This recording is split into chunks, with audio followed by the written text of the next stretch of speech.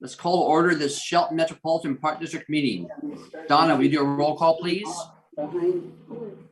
Oh, she's not ready. Someone is talking to me. Oh, sorry. I wasn't even looking at yet. Sorry. Are you ready for roll call, Mr. President? Yes. Thank you. Board Member Gutierrez. Here. Board Member Sherman. Here. President Onesco. Here. Board Clerk McDowell. Here. Board Member Schmidt. Here. Board Member Peterson. Here. And I don't see Board Member Bode.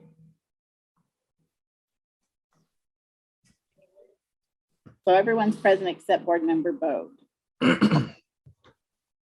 At this time, I'd like to remind the members of the public they can make comments during the public comment period, as well as any item listed on the business agenda or action agenda. When making a public comment, you will need to raise your hand electronically on the Zoom app, state your full name and whether you reside within the city limits, Mason County, or elsewhere. Option 1, join the Zoom meeting by clicking on the link that's displayed on the city's webpage. The link is listed on the agenda and minutes page under the tab that says more. Option 2, email City Manager Jeff Knighton. And option 3, call Jeff's office phone. Both the email address and phone number are displayed on the screen of Mason Web TV streaming video. All right. Donna, do we have anybody interested in making public comment tonight? No, we don't, Mr. President. All right. Has everyone had a chance to read the consent agenda? I guess. Is there a motion to approve the consent agenda as published? I move that we accept the consent agenda as published. Second. Okay, there's a motion and a second. All in favor, say aye. Aye. Opposed? The motion carries. For business item is selection of a president and board and a clerk board. We will now select a president and board clerk. Do board members have nominations for president? Yes, Councilmember McDowell. I move that, or I elect, my choice is Miguel. Yes, Okay. Councilmember Miguel Okay. for president. My tongue's a little tied tonight. All right. Are there any other nominations on? Let's flip my screen here. No. Nomination on the floor is for Councilmember Gutierrez as president. All in favor, say aye. Aye. Aye. Opposed? Motion carries. I guess we should have asked you if you wanted it, Councilmember. But Mr. Thank President. you, I accept. Thank you, Councilmember McDowell. You're Thank you, welcome. Mr. Mayor. And Mr. President, you are now taking over the meeting. Thank you very much, Mr. Mayor. Are there any nominations for the clerk of the board? I nominate Councilmember McDowell. You didn't ask me, Eric. I didn't ask, you didn't ask him either. I'm teasing. I'm teasing. Councilmember McDowell, do you accept this nomination? I accept the nomination. Thank you. Are there any other motions? Then I ask that all in favor for the clerk position to be held by Councilmember McDowell, please say aye. Aye. Aye. Those opposed? Motion carries. Kathy McDowell is the clerk of the Shelton Metropolitan Park Board.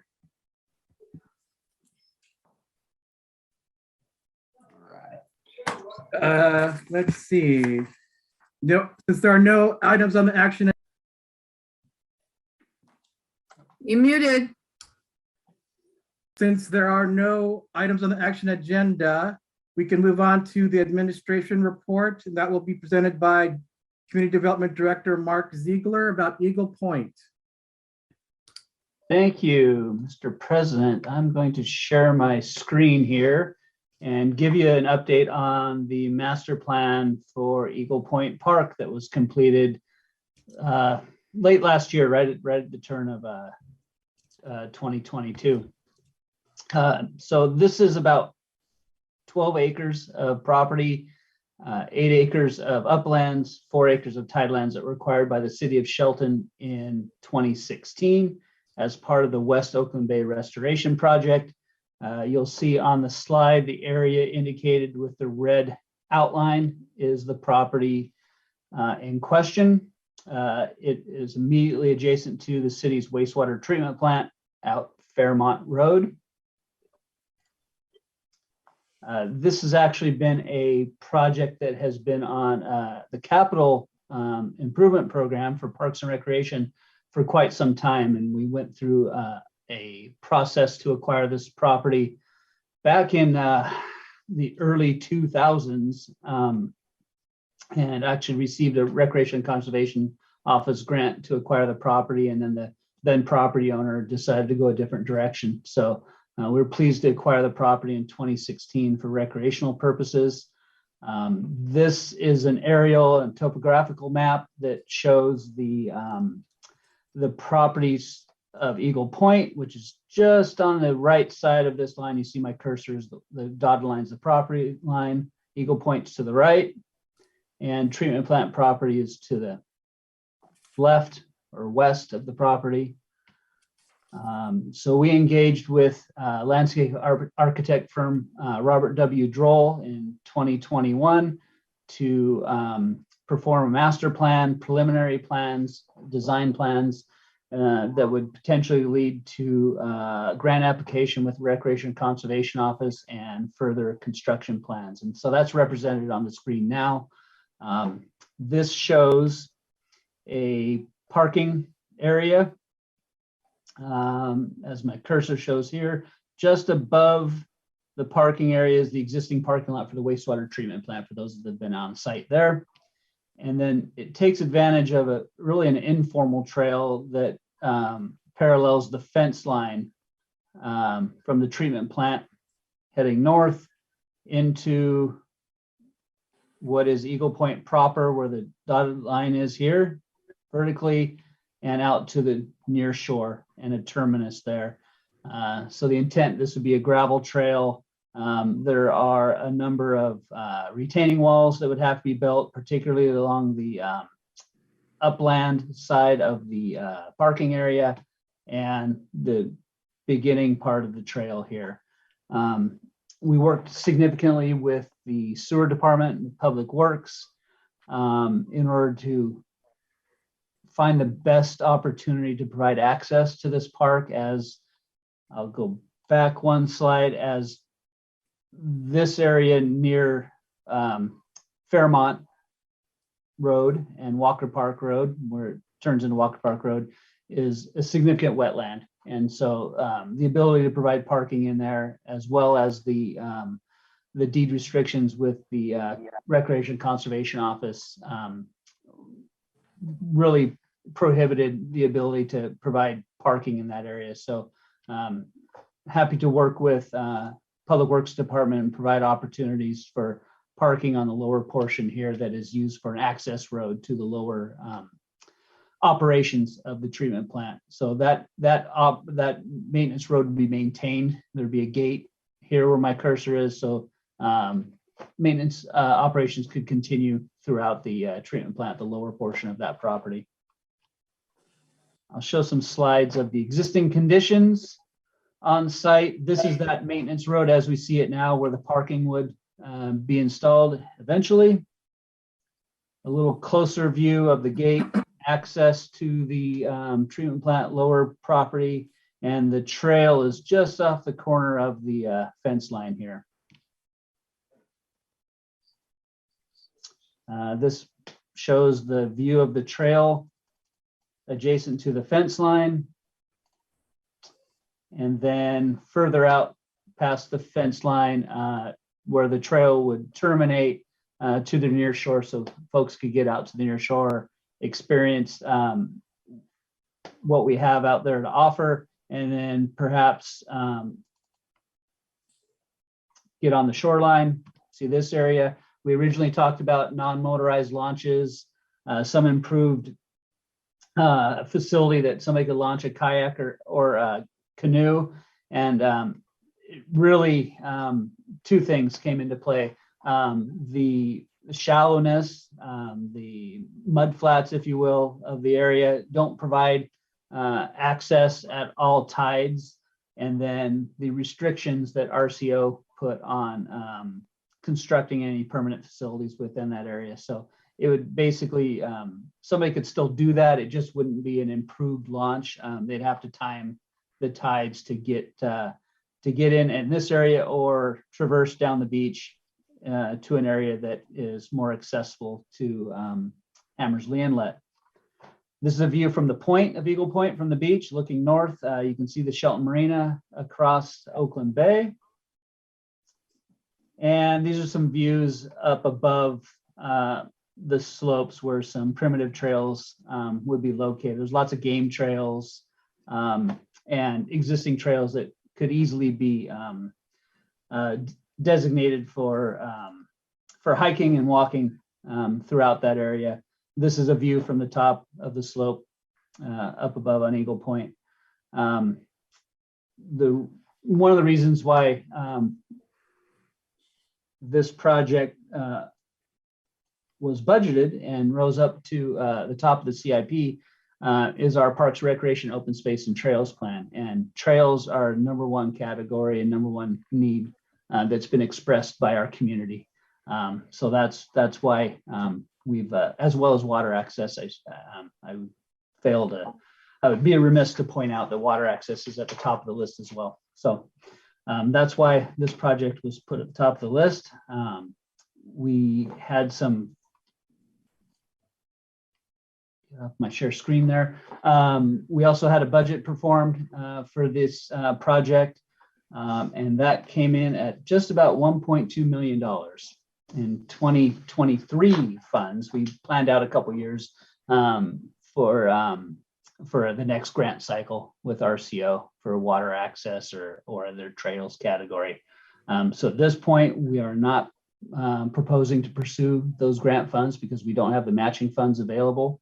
But we'll be looking at moving forward with that in the future when funds become available. And I'm happy to answer any questions you might have on this project.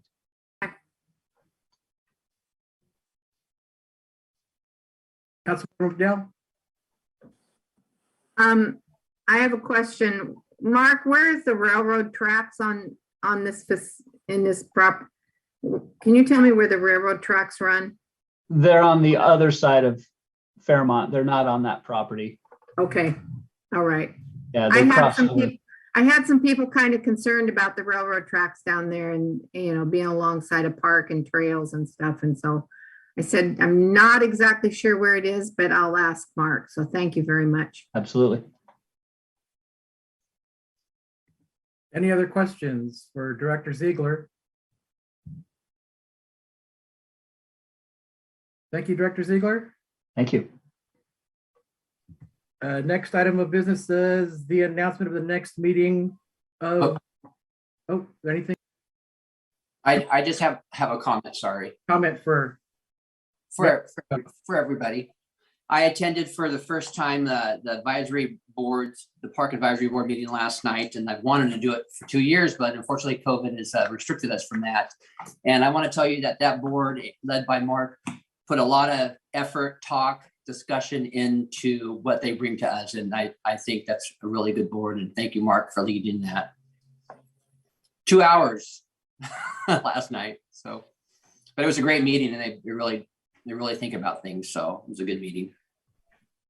thank you, Mr. Mayor. Are there any other comments or questions for Director Ziegler? Do. Oh. Does the rope Councilmember stay? Sherman. Does Councilmember the Sherman. does the rope swing get to stay? No, not on city property. That's deemed a liability, so that's been removed. Once the city took ownership, that was an opportunistic rope swing probably from some of the kids in the neighborhood, but once the city has ownership of that, it certainly can be a liability to the city, so. Exciting to be building a new park. It's awesome. Yeah, I think Jeff has something to say. Jeff Knighton? No, just really happy to see this moving forward and excited to see when it's all completed. It'll be a while. We have to save for those matching funds, as Director Ziegler mentioned, but it's an absolute will be an absolutely amazing project once it's finished. Anyone else? Thank you very much, Claire. Our next point of business is the announcement of the next meeting to be held on June 21st at 5:45 p.m. And this meeting is adjourned at, may I ask the clerk what time? 6 p.m.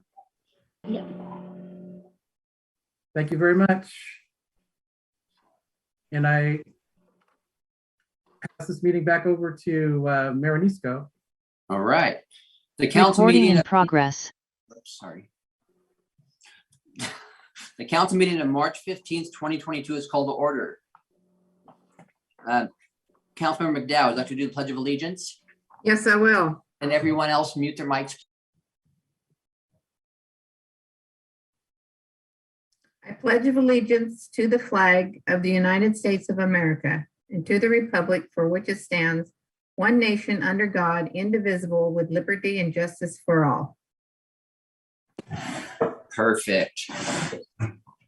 Donna, will you do a roll call, please? Yes, I will. Councilmember Bode, Here. Councilmember Peterson, Here. Mayor Nisco, Here. Councilmember McDowell, Present. Deputy Mayor Schmidt, I'm here. Councilmember Gutierrez, Here. and Councilmember Sherman. Here. Thank you. All right. Does the council have any late changes to the agenda? Nope. Moving on. At this time, I would like to remind the members of the public they can make comments during the public comment period, as well as any item listed on the business agenda or action agenda. When making public comment, you will need to raise your hand electronically on the Zoom app, state your full name, and whether you reside in the city limits within Mason County or reside elsewhere. Option 1, join the Zoom meeting by clicking on the link that is displayed on the city's webpage. The link is listed on the agenda and minutes page under the tab that says more. Option 2, you may email the city manager, Jeff Knighton. Option 3, call Jeff's office phone. Both the email address and phone number are displayed on the screen of Mason Web TV streaming video. All right, do we have any board reports tonight from the council? Nope. All right. Has everyone had a chance to read the consent agenda? And I get a motion to approve the consent agenda as published. Mr. Mayor, I move to approve the consent agenda as published.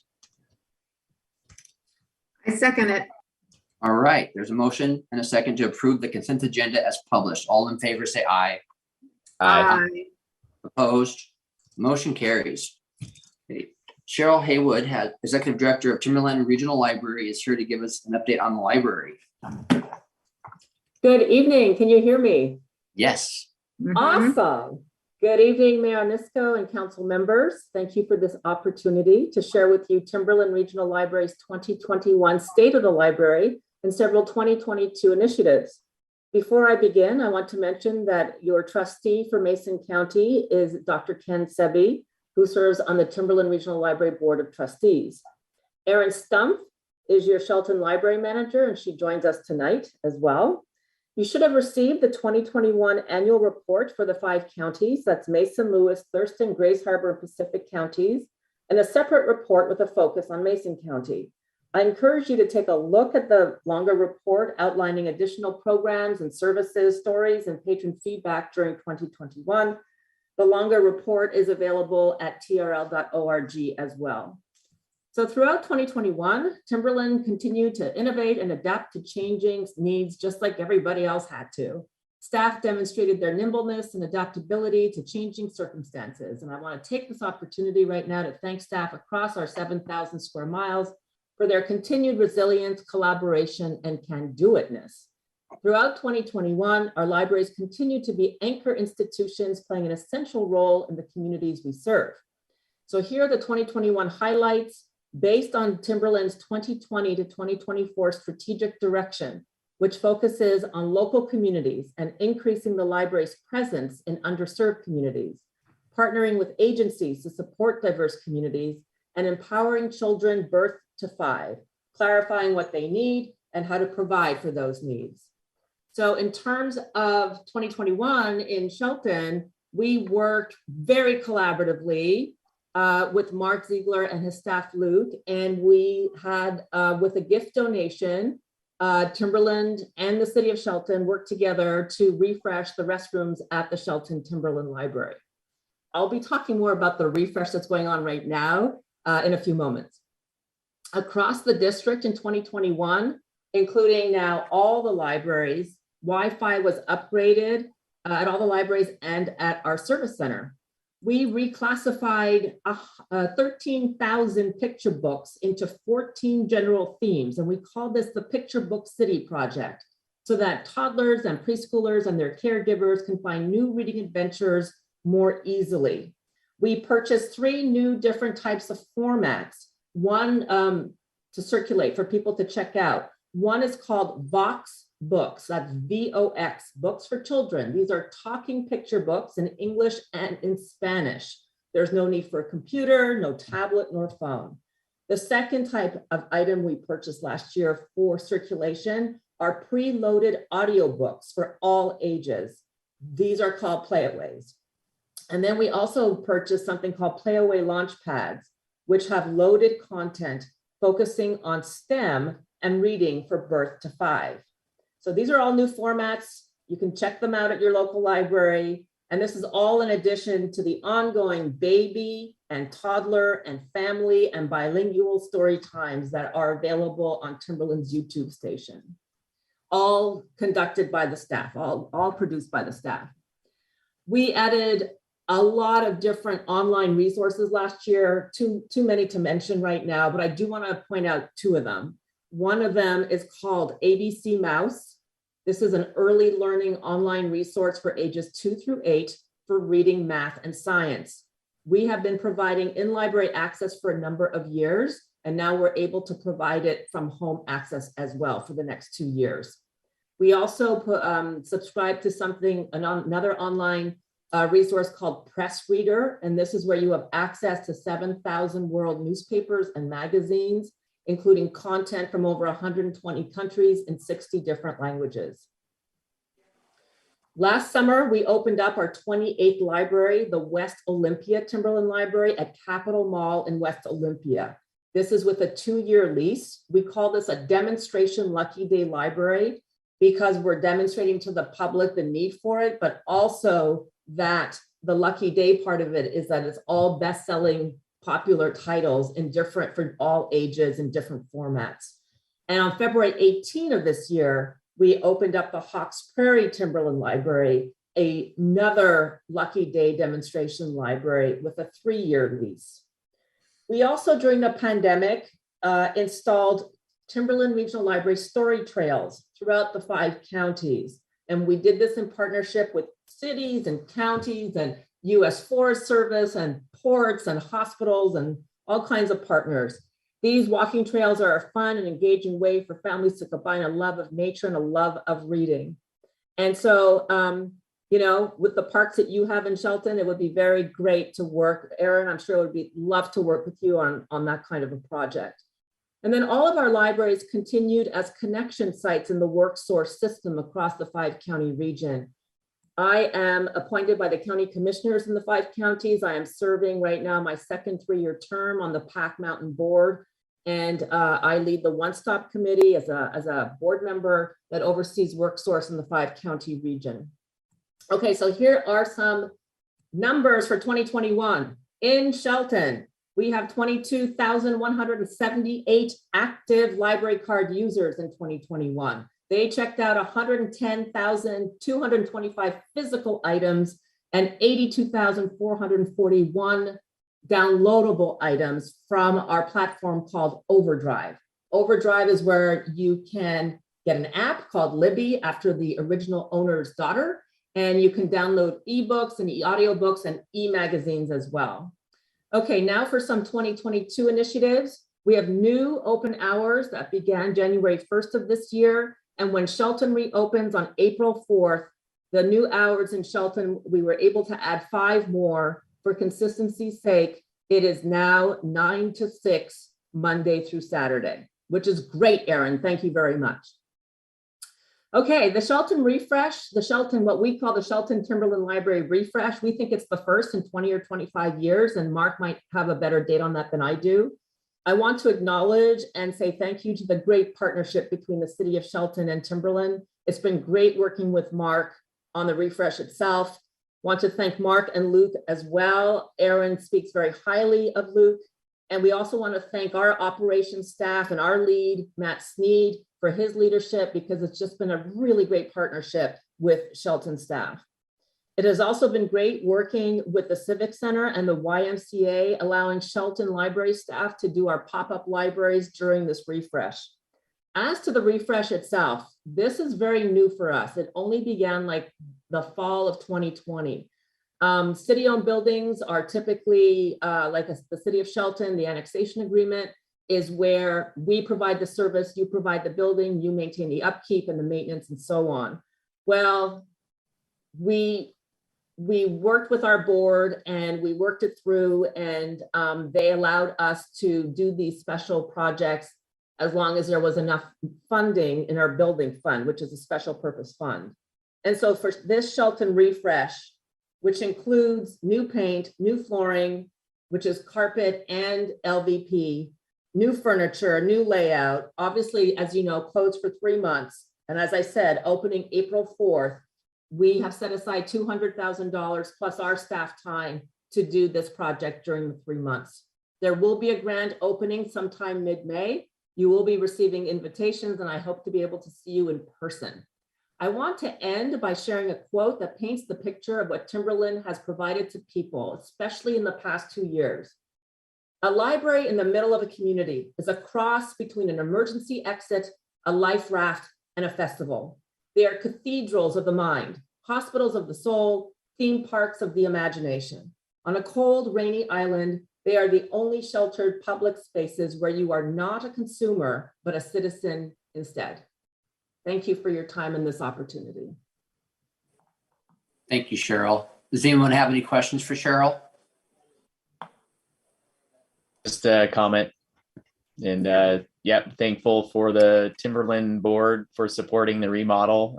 It's often difficult to find the funds in the general fund to do some of these, major upkeep items on our buildings. But I hope as we move forward, we'll make sure we commit to maintenance and, keeping that going. And I think this is a great addition and update for the community as well. And thank you very much for pursuing this and seeing it through. Yes, you're very welcome. Thank you, Joe. Councilmember Gutierrez. I just wanted to thank you and the staff at the library for all the beautiful things you do for the community. I do remember walking the trails, getting lonely, and seeing at Huff and Puff a nice little story about sunshine. So thank you so much for all that you do. And thank you for your staff for helping me find a strange book that I read a long time ago. So thank you so much for all that you do, and for your staff, your hardworking staff that were really polite and so helpful. Thank you so much. Awesome, thank you. I just want to follow up, Joe. There's an annexation agreement, which is for us, like the US Constitution, between Timberland Regional Library and the city of Shelton. And one of the things that Mark and I are talking about is a further definition or a further clarification of the roles and responsibilities of the city and Timberland. Because when you look at that annexation agreement, it was written in the 70s, it's very high level. And so, we have one that we worked on, I think in 2015 with the city of Tumwater, and we knew that it was going to end up being like a template for other cities. So I'm working on that right now. I need to add another statement in there about what's going on with this funding from our building fund. And then I have to get it approved by our board, and then the board has to give me permission to sign it with the city manager of the city of Shelton. So I just wanted you to know that I'm working with this with Mark And it'll take me a couple of months, 2-3 months to get this through all the process. That's great. Thank you. Yeah. Thank you. All right, no other questions. Thank you, Cheryl. All right, Donna, do anybody interested in public comment tonight? Let me take a look here, Mr. Mayor. No, we don't. All right. Okay, we're gonna move into our business agenda. Deputy Mayor Joe. Mr. Mayor, if you don't mind, and council members, from my role within the MACECOM board, I'm going to recuse from the conversation this evening and ultimately any action on the MACECOM lease. So see you on the other side. All right. All right, our first business item is a lease with MACECOM. Community Development Director Mark Ziegler has details for us. Thank you, Mayor, Deputy Mayor, council members.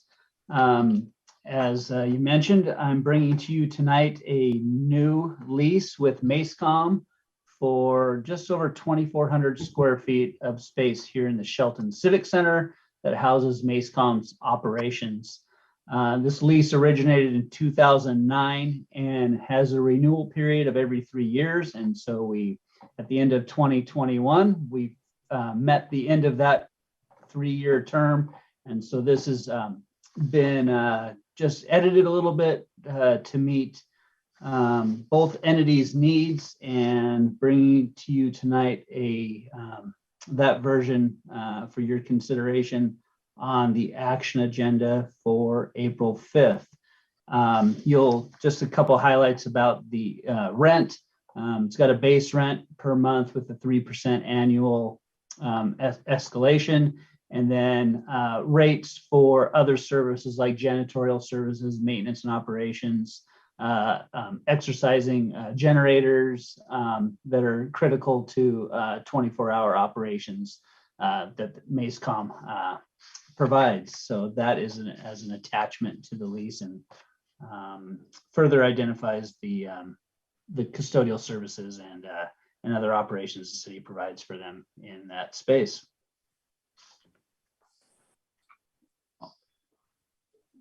Is that it? That's all I have. Can we let everybody know that MACECOM stands for Mason County Emergency Communications, basically our 911, in case they don't. Yes. In case they don't. All right, Donna, do we have any public comment? No, we don't, Mr. Mayor. All right, and do we have a motion?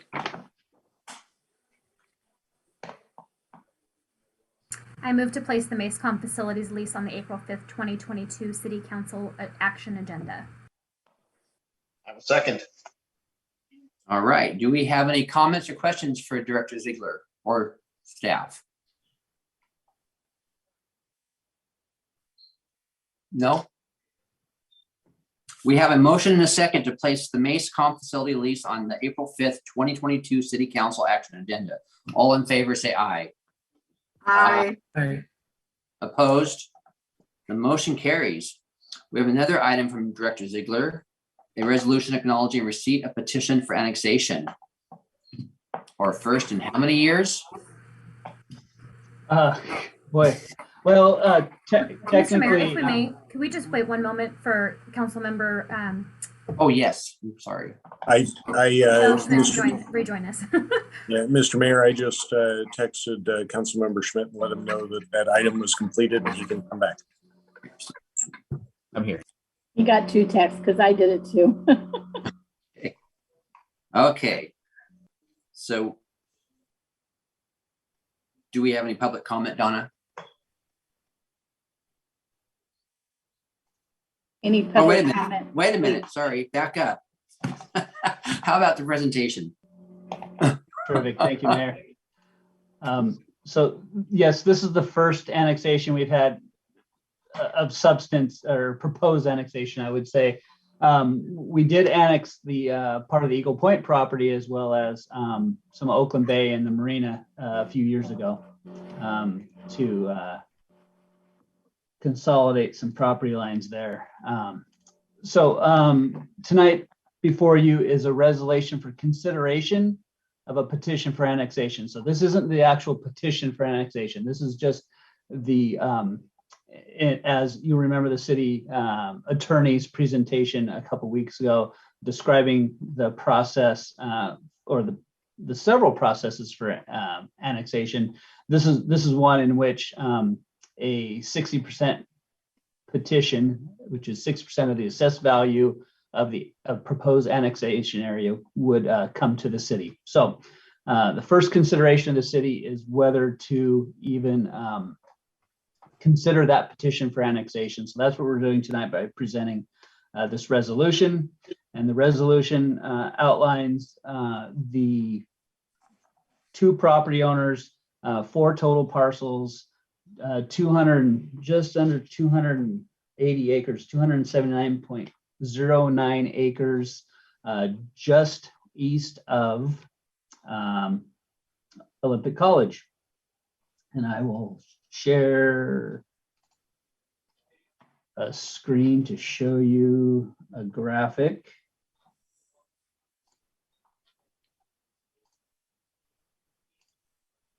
Of where this is located.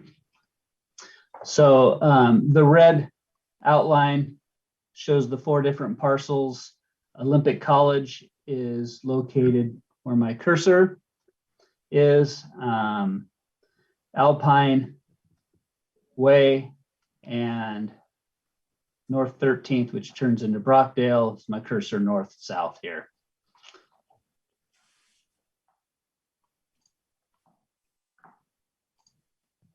So with the council's consideration of this resolution, potential next steps would county assessor would determine sufficiency of the 60% petition when it comes in. Formal public notice and public hearing would come to the council for consideration of the annexation and an ordinance for approval, denial of any or all or part of the subject properties. At that point, the council could make a decision on that. And then the annexation, if considered and approved by the council, would take effect on the upon the approval of the ordinance. The council can, like I said, accept, reject, or geographically modify the proposed annexation, and the requirement of assumption of existing city indebtedness to the proposed property owners. And that's all I have tonight. I'm open to any questions and would recommend consideration of the resolution being placed on the action agenda for further consideration on April 5th. Director Ziegler, then this is all undeveloped land, correct? At this point, it's all undeveloped, correct? Okay. Donna, do we have any public comment? Let me look here, Mr. Mayor. No, we do not. All right. And do we have a motion? I move to place resolution number 1229-0222 on the city council action agenda for April 5th, 2022. Second. All right. Comments or questions for Director Ziegler or staff? No one? Just a comment. I'm appreciative of the process thus far. Our joint meeting with the county as well as the Port of Shelton. These are good initial steps. And I think, again, while, you know, it's 4 parcels undeveloped, basically, you know, all participating and desiring to be annexed into the city, should be a relatively simple process for us. But I think it's important to be deliberate and transparent throughout this. And I think we're on the right track, and I'm excited to get this project moving and to support our growth plans in the city of Shelton. Thank you, Deputy Mayor. Are there any other questions or comments? All right. We have a motion and a second to place resolution number 1229-0222 on the city council action agenda for April 5th. All in favor, say aye. Aye. Opposed? Motion carries. Now the fun starts, correct, Mr. Ziegler? All right. City Engineer Ken Gill has information for us about Western Gateway Project. Good evening, council members in Zoomville. It's good to see you all again. A couple days before St. Patrick's Day, so I hope you're all getting ready for your green in a couple days. today is all about Western Gateway. And this is a big deal. This is your #1 project in your 6-year tip. So we advertised for bids about a month ago. We got 4 bids. One of them was right around $2.5 million. It was Miles Resources. They own the gravel pit right up the road off of Franklin. And then we got 3 others that were all right around in the $2.9 to $3 million range. So it tells me this is really, they left around $400,000 on the table.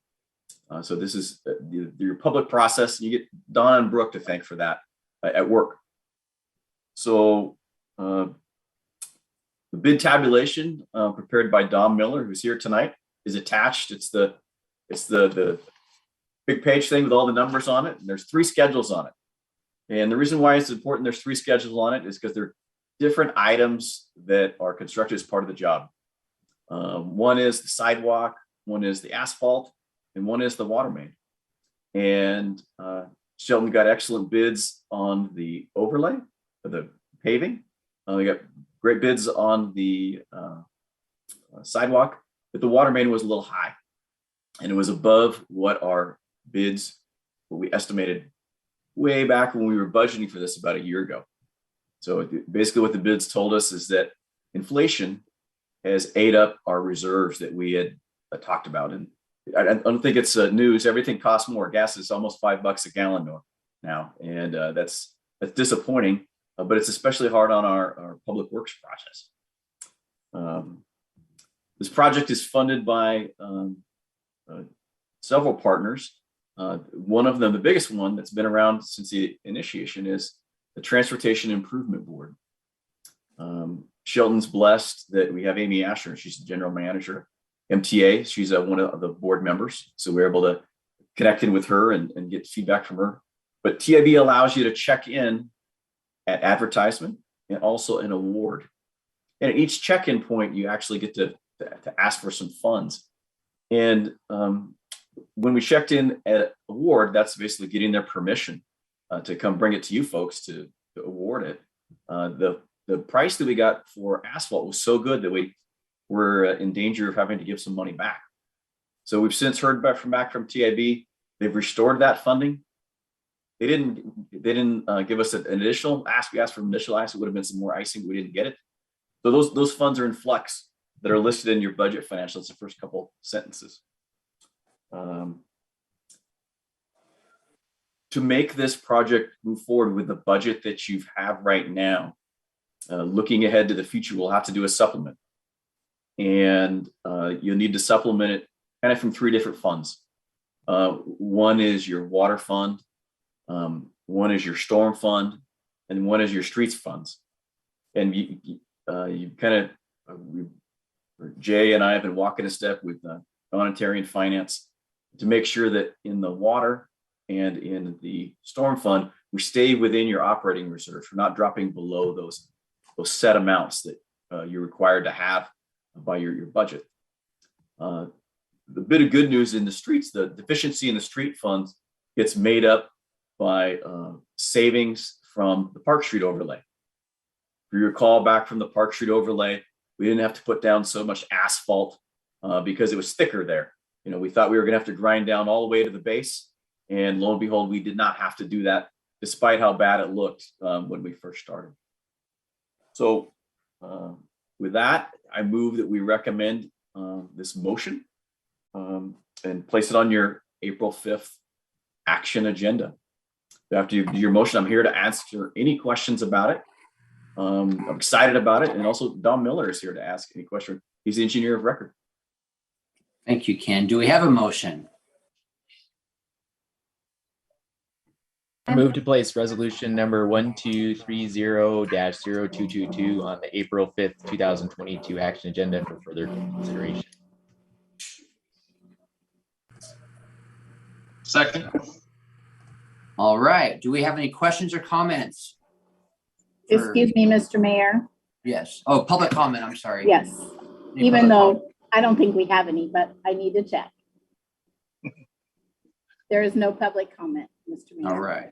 Thank Now, you. do we have any questions for Engineer Gill or staff? All right. We have a motion and a second to place resolution number 1230-0222 on the April 5th, 2022 action agenda for further consideration. All in favor, say aye. Aye. Opposed? Motion carries. All right, our next business item is a resolution for a stormwater capacity grant. Ken has details.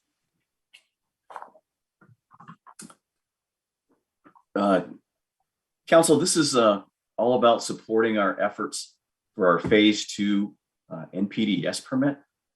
And specifically, this pays for several of the items that are, I call them unfunded mandates that Shelton is conditioned with as a result of that permit that Ecology put back on us back in October of 2019. And Brooke Kiltz really gets all the credit for this one. She carried the load in applying for the grant. She also continued to gently nudge the Ecology staff who are working from at home to get it towards signature. But the big thing that she did is that she realized that Shelton could get some additional funds beyond other phase 2 cities because of our financial hardship. So if you're talking to your friends in other cities, other phase 2 cities, they get about $50K. Shelton gets around $70,000. And that's a big win for Shelton. So 2 other points of interest that would be going through my mind if I'm sitting in your seats is, what's this paying for? What are we going to use it for? Think back about a month, and Evan Botter was here with the Mason Conservation District talking about their public education and outreach program that they're doing for the city with their plant sales, tree sales, going into the schools. That pays for about $50,000 of it. But page 2 of your grant, and I don't have the page number, I'm sure, in your packet, but I've got it here in front of you. In the grant, the grant is in your packet. There's a list of eligible activities for that additional $20,000. So we'll probably be coming back to you. The annual report for the permit is due at the end of March. So we'll be coming back to you with some additional items to spend that additional money on. But 3 quick things, just in summary. Thank you, Brooke Kiltz. And thank you for the council for already looking ahead to have Mason Conservation to help us out with some permit requirements. But that's all I got. Right. Donna, do we have any public comment?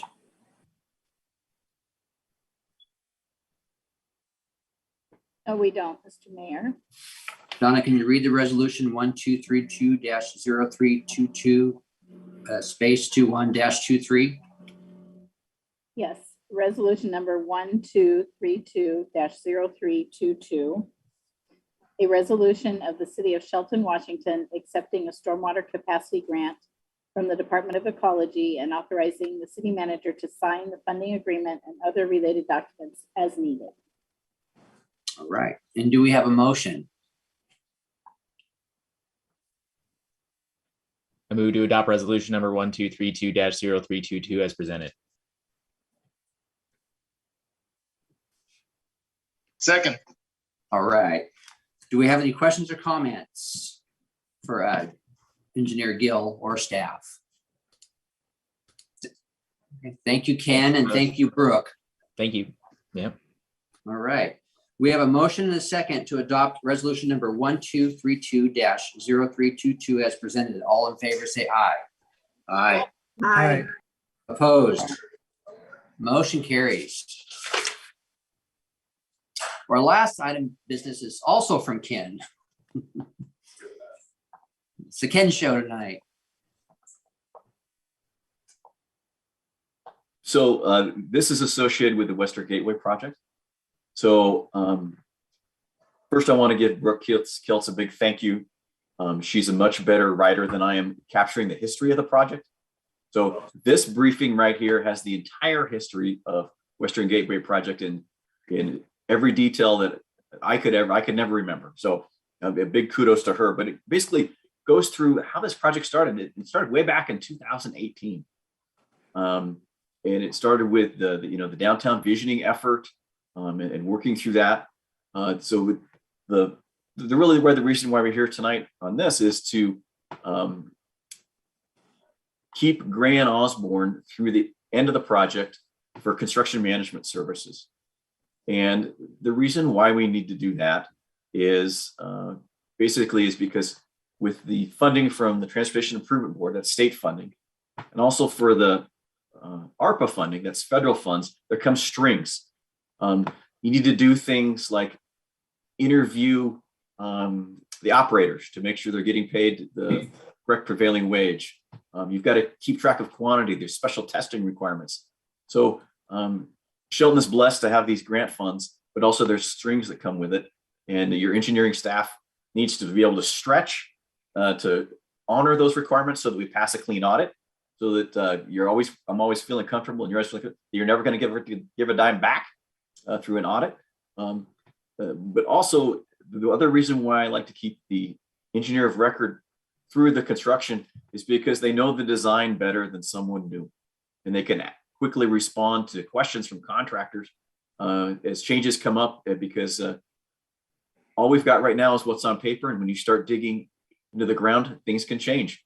We don't expect that. It's a pretty simple, straightforward job, but there's always risk involved when you put a shovel in the ground. So as in addition to your agenda packet, there's a scope and fee that Don Miller, who's here tonight, prepared for us. He's here to answer any questions on it. So that's all I had to prepare. I'm eager to hear any comments that you have, and I'm excited to start the project. All right, thank you. Donna, do we have any public comment? No, we don't, Mr. Mayor. And do we have a motion? I move to place resolution number 1234-0322 on the April 5th, 2022 action agenda for further consideration. Thank you. I second.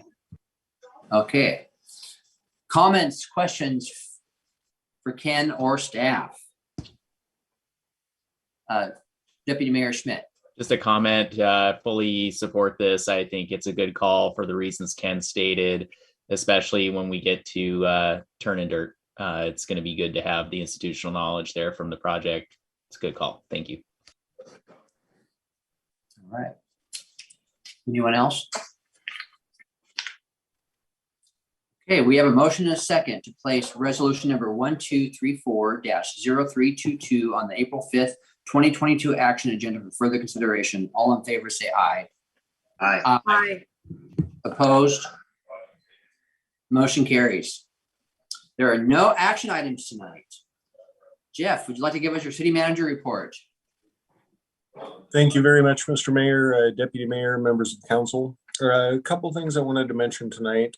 The first is a very sincere thank you to our legislative delegation, Senator Shelton, Representatives McEwen and Representative Griffey. We were very successful this year, and a lot of it had to do with their hard work on our behalf. So really want to give special thanks to our delegation for that. We were able to secure $3.25 million to upgrade the headworks at the satellite treatment plant, which goes toward the long-term strategy for providing utility services that the council and citizens have told us they want to see. So that was a huge hit for us. And then the other item is providing secure parking for our police professionals that we work with at the city, and that help keep our community as safe as it can possibly be. Providing those safety items for their peace of mind is a great thing as well, and we'll look forward to completing that project. Next thing I wanted to mention was the special event coming up next weekend for St. Patrick's Day. Come downtown and spend some time with your friends and with your community and with your neighbors in downtown. There's going to be some terrific events going on Saturday, March 19th. And finally, I wanted to talk a little bit about your looking ahead. You do have a study session next Tuesday, the 22nd, that relates to camping on private property. If you recall, a little bit earlier this year, we council adopted an ordinance rather that addressed camping on public property, and this is somewhat similar, and it's related to camping on private property. And then your strategic planning retreat is scheduled for Friday the 25th. At your next council meeting, you have several items. That one looks to be fairly busy. We have a public hearing for the updated code section for a neighborhood residential zone that we've been working on quite a while with volunteers from the community that have helped us, and helped community development director Ziegler put that together. Also a resolution to consider the replacement levy for the emergency medical services. And then ordinances to consider, both updating the sign ordinance, which council held a work session on a couple weeks ago, and the graffiti ordinance, which council also held a work session on a couple weeks ago, and interlocal agreement with Mason Transit Authority, which we're really excited about, and is part of the Western Gateway project that you heard quite a bit about tonight. And with that, that's all I have. I'm happy to answer any questions if you have any. Any questions for City Manager Knighton? All right. Does the council have any new items for discussion? Councilmember McDowell. As you know, the last few years I've been talking about bringing a high school or 2 high school students onto our council as non-voting, as non-voters, just to be there. The point of this was to be able to take this information back to their government classes or whatever classes they have and share with what's going on in the city. It also gets them excited about government as they get older, gets their toes wet. And so I am wanting to go ahead with this project. And the school board is behind it. They've told me that would be a great thing for the high school students to participate in. So I just want the okay to go ahead and start this. And whoever wants to work with me on it would be great. I don't want to do this by myself, but it'll be a process probably, I would say 6 or 8 months out. If we get started now, hopefully by the new school year, we'd have some students ready to step on board.